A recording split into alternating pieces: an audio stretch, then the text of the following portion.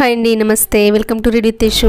నిన్నటి భాగంలో వజ్రాంగుని వృత్తాంతం గురించి చదువుకున్నామండి. ఈరోజు తారకాసుర వృత్తాంతం చదువుకుందాం. మునులారా, కొంతకాలానికి వజ్రాంగుని భార్య వరాంగి గర్భవతి అయ్యింది. గర్భవతి అయి నెలలు నిండగానే మహాకాయుడు మహావీరుడు అయిన కుమారుని కన్నది. దేవతలందరికీ దుఃఖాన్ని కలిగింపబోయే ఆ బాలుడు పుట్టగానే పీడను కలిగించే మహోత్పాతాలు పుట్టి ద్యులోకమునందు భూలోకమునందు అంతరిక్షమందు సర్వప్రాణులకు భీతిని కలిగించాయి. వాటిని చెబుతున్నాను, వినండి. పుట్టగానే ఆ బాలుడు చేసిన రోదనానికి ఇంద్రుని సింహాసనం కూలింది. ఉల్కలు వర్షించాయి. పిడుగు చప్పుళ్లకు చెవులు చిల్లులు పడ్డాయి. క్రూర జంతువులు అధికంగా పుట్టాయి. కుల పర్వత కానన సహితంగా భూమి కంపించింది. దిక్కులు మండినాయి. సముద్రంలో క్షోభ పుట్టింది. భీకర వాయువులే సైన్యంగా, ధూళియే ధ్వజంగా గల మారుతుడు పెద్ద హోరుతో వీచి మహావృక్షాలను నేలకూల్చాడు. సూర్యచంద్రుల చుట్టూ పరివేష మండలాలు ఏర్పడ్డాయి. కొండ గుహల్లోంచి రథశబ్దాలను పోలిన భయసూచకాలైన భూకంపాలు పుట్టాయి. నక్కలు నోట్లోంచి నిప్పులు కక్కుతూ కఠోరంగా అరుస్తూ యథేచ్ఛగా తిరిగాయి. వాటికి గుడ్లగూబల ధ్వనులు తోడయ్యాయి. కుక్కలు నేలను తవ్వుతూ శిరస్సును పైకెత్తి రోధించాయి. గాడిదలు గుంపులు గుంపులుగా తిరుగుతూ గిట్టెలతో నేలను తన్నుతూ ఒండ్రపెట్టాయి. భీకర శబ్దాలకు భయపడిన పక్షులు గూళ్లను వదిలిపెట్టి పారిపోయాయి. అలా ఎగురుతూ చచ్చి నేలకు రాలాయి. పశువులు ఎవరో కొడుతున్నారా అన్నట్టు స్థిరంగా ఉండలేక అటూ ఇటూ తిరుగుతూ మలమూత్రాలను విసర్జించినాయి.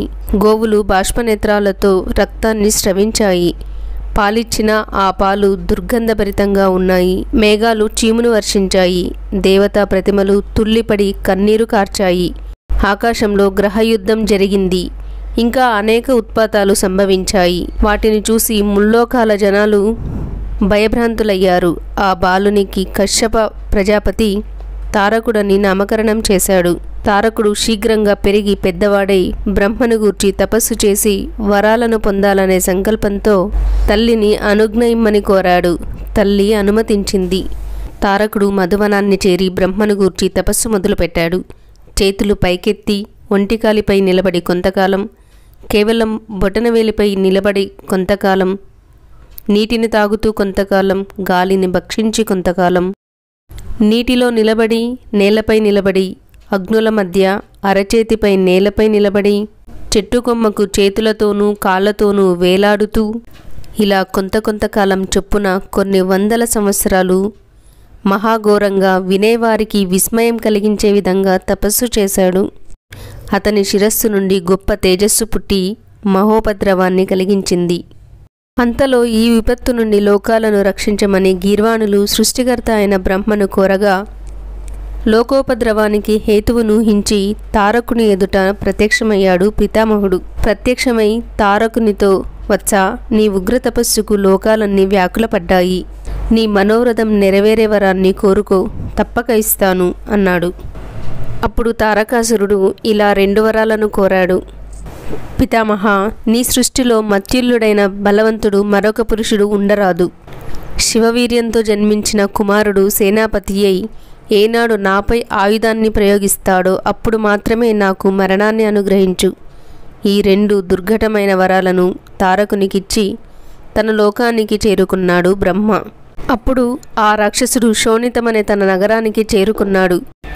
అసుర గురువైన శుక్రాచార్యుడు బ్రహ్మగారి ఆజ్ఞచే అఖిల అసుర, దైత్య, ధనుజ, పూర్వవేద, దానవ గణాల మధ్య తారకుణ్ణి ముల్లోకాలకు సార్వభౌముణ్ణి చేసి అభిషేకించాడు.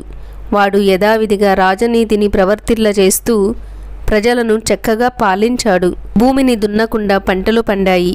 ఎవరికీ దుఃఖం కలగకుండా సూర్యుడు ప్రకాశించాడు. అంతటా వెన్నెల విరిసింది. వాయువు అందరికీ అనుకూలంగా వీచింది. ఎక్కడా అగ్ని ప్రమాదాలు లేవు. సముద్రుడు చెలియలి కట్టి దాటలేదు. పంచభూతాలు హద్దుల్లో సంచరించాయి. ప్రకృతి బీభత్సాలు లేవు. కాని వాడు తల్లి ఆజ్ఞను నెరవేర్చి ఆమెను సంతోషపెట్టగోరి దేవతలను మాత్రం అధికంగా బాధించాడు.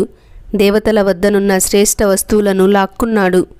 ఇంద్రుడు భయంతో స్వయంగా ఐరావతాన్ని సమర్పించాడు.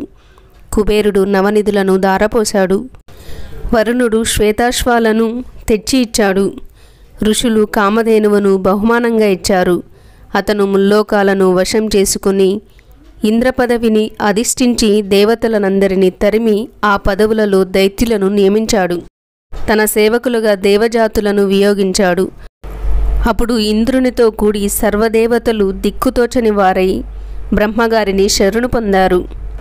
తారకుడు తర్వాత ఏమి చేయబోతున్నాడన్నది రేపటి భాగంలో చదువుకుందామండి. సర్వం ఉమామహేశ్వర పాదార్పణం.